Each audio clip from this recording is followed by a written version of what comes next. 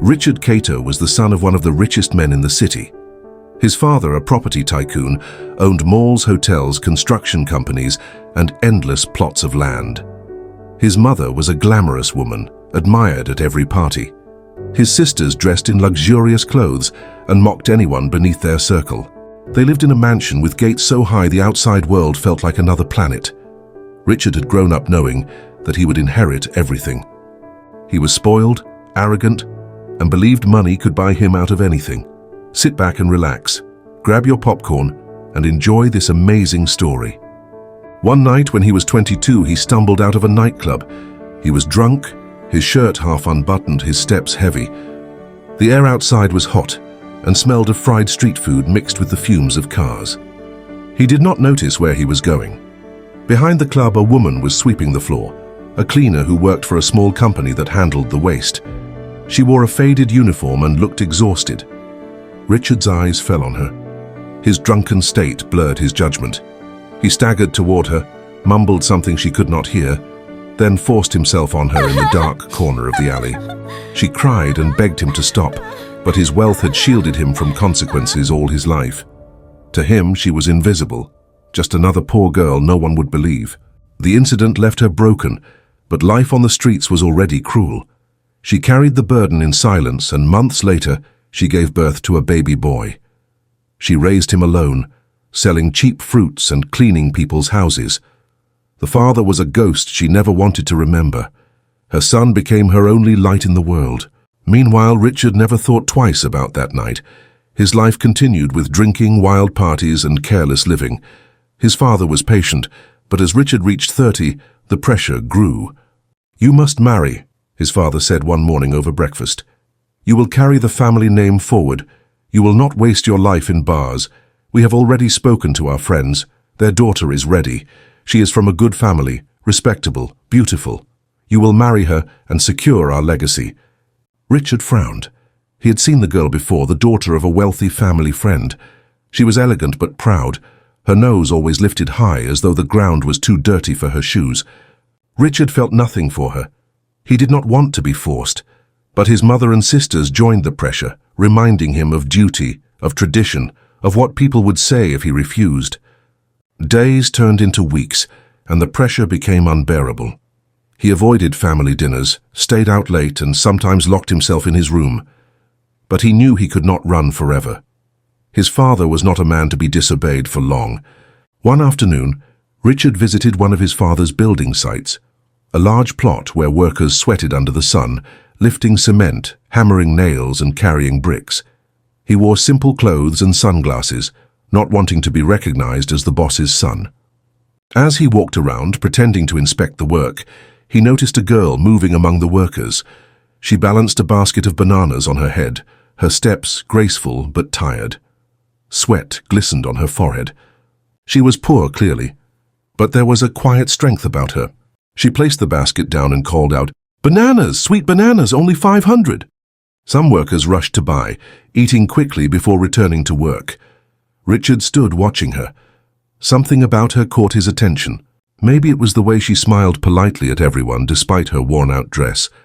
Maybe it was how her eyes shone with determination. He walked toward her.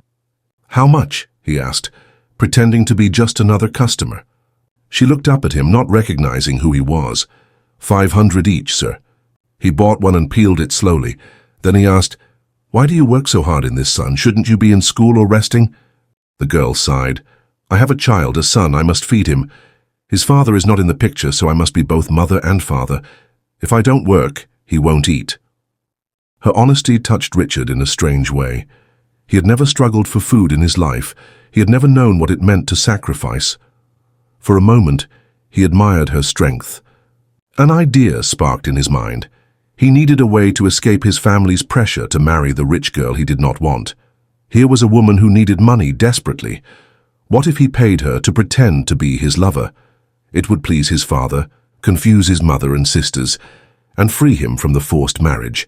He leaned closer. "What if I offered you a deal? I have a problem. My family is forcing me to marry someone I do not love.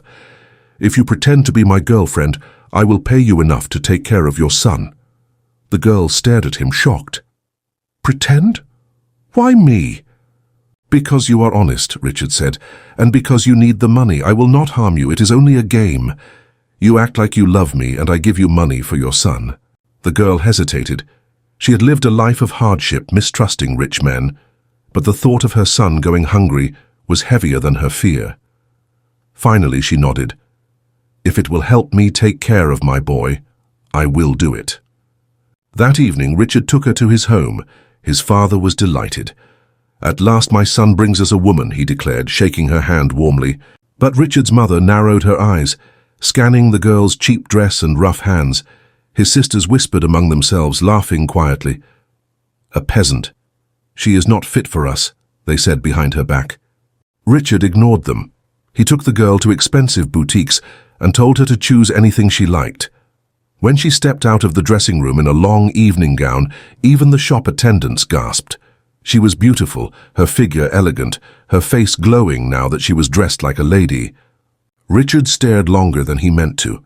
Something stirred in him that was not part of the plan. When they appeared at the next family party, the girl walked in gracefully beside Richard. The guests turned, surprised. Whispers filled the hall. Who is she? She is stunning. Even those who doubted her status admitted she looked like a queen. But Richard's mother and sisters clenched their teeth in anger. They had hoped to embarrass her, but instead she outshone the rich girls.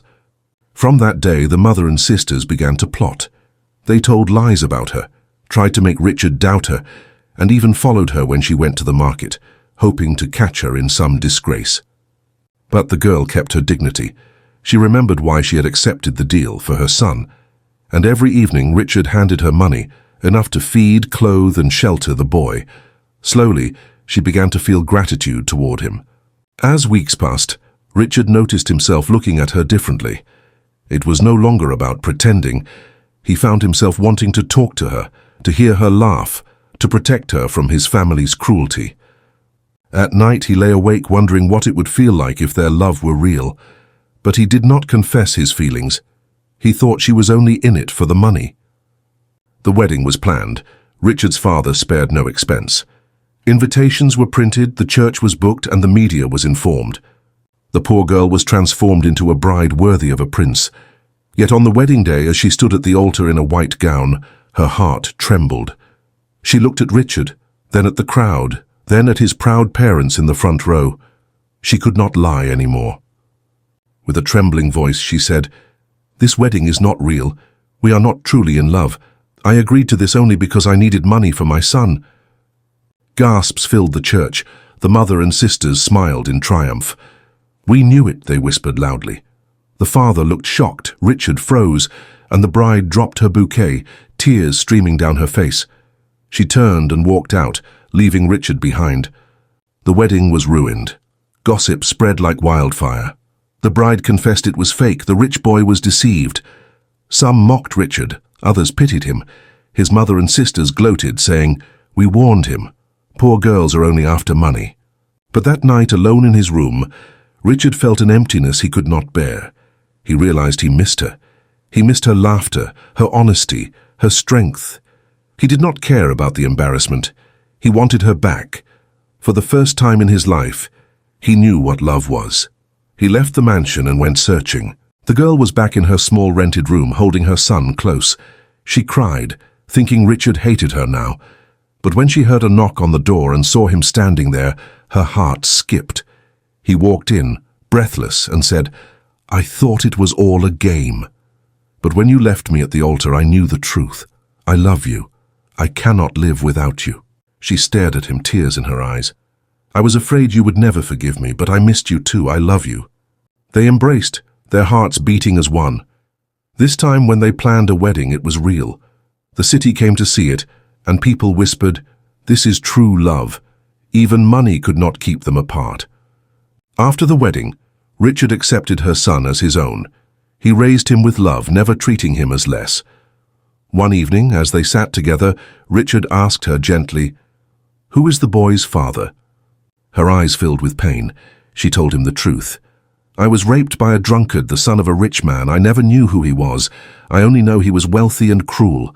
Richard's chest tightened. Slowly, with time and clues, they traced the past. The truth hit like lightning. Richard was the father. That night, so many years ago, when he was drunk and foolish, he had forced himself on a poor cleaner. The boy he had been caring for, the boy he had grown to love, was his own son. He fell to his knees before his wife, tears flowing. "Forgive me," he whispered. "I was blind, I was foolish, I hurt you, but I will spend the rest of my life making it right." She touched his face gently. "You are not the same man you were then. You have changed. We will raise our son together." From then on, they lived in love and peace. Richard worked harder than ever, not for money, but for his family. His wife became respected, not for her wealth, but for her strength and kindness. His son grew with both parents by his side, never lacking love. And the family mansion, once cold and proud, became a home full of warmth and forgiveness. The days after the real wedding felt different. Richard no longer lived like the careless son of a tycoon. He woke early, ate breakfast with his wife and their son, then went to work at the family company with new focus. He no longer wasted hours in bars or spent nights with strangers. His wife's presence grounded him. She was still adjusting to life in luxury, but she carried her humility everywhere. The servants respected her, for she treated them as human beings, greeting them warmly, asking about their families, even helping them with chores when no one was watching. Richard's father was proud. "I was wrong about you, my son. You have become a man." But his mother and sisters were still bitter. Though they pretended to smile, their whispers never stopped. They sneered at her background, reminding her she had once sold bananas and cleaned houses. "She will never be like us," they muttered. The new wife did not fight back with words. She let her actions speak. She took over some of the family charity work, visiting orphanages, paying school fees for children in the slums, and organizing food drives in the poorest neighborhoods. Slowly, the city began to admire her. Newspapers published her photos, calling her the bride of the people. Her beauty and kindness melted the hearts of many who had once doubted her. Richard's mother felt the shame of being outshone. "She is stealing our spotlight," she told her daughters. "We must remind her where she came from." One afternoon, they planned to humiliate her. They invited guests for tea, dressed in expensive gowns, and placed her in the middle. With sly smiles, they asked, "Tell us, dear, how many bananas did you sell in a day? Did you ever wash toilets for people?" Their laughter filled the room. But she did not break. She lifted her head high and said, "Yes, I sold bananas, I cleaned floors. I worked hard so my son could eat. I am not ashamed of that. Work is work. What matters is honesty." The guests grew silent. Some nodded in respect. The sisters turned red with embarrassment. Their plan had failed. Richard arrived home during the tension. He listened, anger rising. "Enough!" he thundered. "If you cannot respect my wife, then you do not respect me. She is part of this family. Anyone who mocks her mocks me." His words shook the room. From that day, no one openly insulted her again. Meanwhile, their son, little Daniel, was growing fast. He had big, curious eyes and a playful smile. Richard treated him as his own blood, even before the truth came out. He played football with him in the garden, took him to school, and read him bedtime stories at night. Neighbors admired the bond. No one could imagine that years ago Richard had been the man who caused his wife's deepest pain. But secrets never stay buried forever. One evening, the sisters too changed slowly. When their own marriages failed, they came seeking advice from the woman they once mocked. She welcomed them with kindness, reminding them that life turns in circles. Richard's company flourished under his new leadership. He built schools, hospitals, and housing projects, not just for profit, but for the poor. When women sold bananas by the roadside, they told their daughters the story of a woman who rose from dust to dignity, who faced betrayal, pain, and humiliation, yet found strength in forgiveness and love. Time moved like a slow river, carving new shapes in their lives. One late evening, Richard received a phone call. His voice dropped when he heard the name Kevin. Kevin was an old friend from his reckless youth, one of the boys who had always followed him to bars, one who cheered when they abused power, one who remembered everything from that night. "Richard," Kevin said, "I've been drinking again and I've been talking. People know about that night. Someone is threatening to leak the story to the papers. They want money." Richard's blood froze. If the story came out in the media, it would destroy not just him but his wife, who had fought so hard to bury her past humiliation. He clenched his fist. "Who did you talk to?" "I don't even remember, man, but they are serious. They know details. If this comes out, you are finished." Richard spent the night pacing. In the morning, he told his wife. She sat silently, her face pale. After a long pause, she said, "Let them talk. Truth has a way of finding light. We cannot keep hiding." He stared at her, astonished. "But it will ruin us. It will ruin you." She shook her head. "I am not ruined. I survived worse than words in a newspaper. And if we stand together, nothing can destroy us." Her courage gave him strength. For the first time, he understood that hiding would only keep them prisoners. So he made a decision that shocked everyone.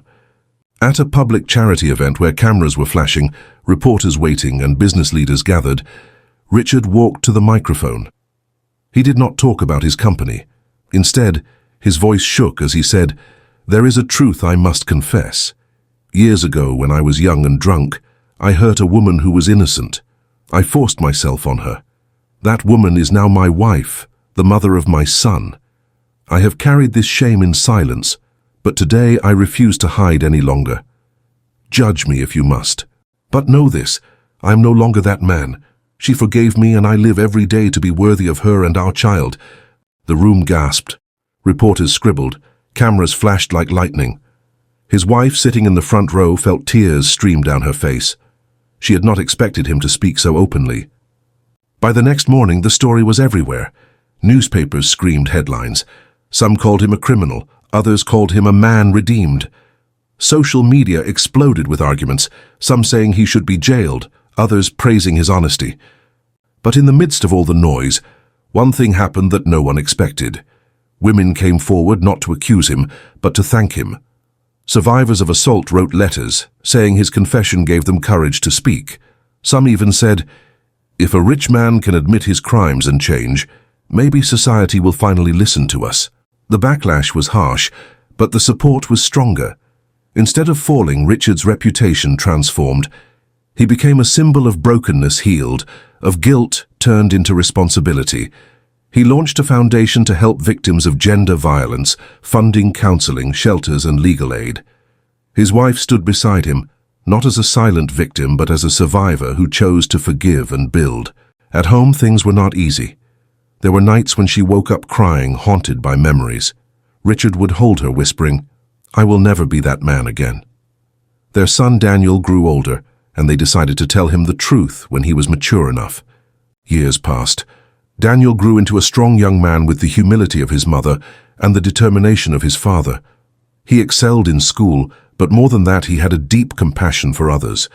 He volunteered at the shelters his father had built, listening to stories of children abandoned, mothers broken, and survivors rising again. One day, when he was 17, he sat with his parents and said, "I know my story is complicated, I know where I come from, but I also know this.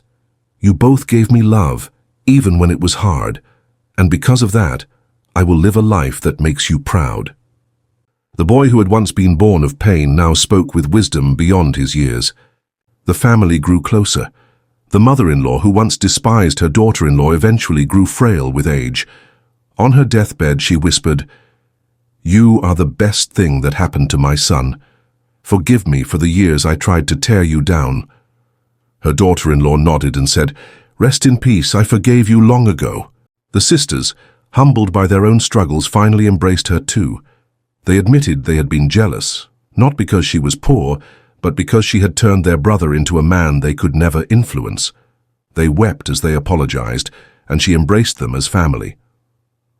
One evening, when the sun dipped low and painted the sky orange, Richard held his wife's hand. "I used to think love was about beauty and wealth, but you showed me it is about forgiveness, sacrifice, and truth. You saved me from myself." She looked into his eyes, a faint smile on her lips. "And you gave me dignity when I had none left. We saved each other." Their story spread beyond their city. This is what happens when truth is faced, when love is stronger than shame, when forgiveness is real. And so they lived, not perfectly, not without scars, but fully, deeply, and honestly. Their lives became a testimony that even the ugliest past could be healed, that even broken beginnings could lead to beautiful endings. When Daniel finally stood before his own bride years later, he told her, "I come from a story of pain, but also from a story of love. I will honor you with the truth, with respect, and with everything my parents taught me." Richard and his wife, once torn apart by secrets, spent their last days together surrounded by grandchildren, laughter, and peace.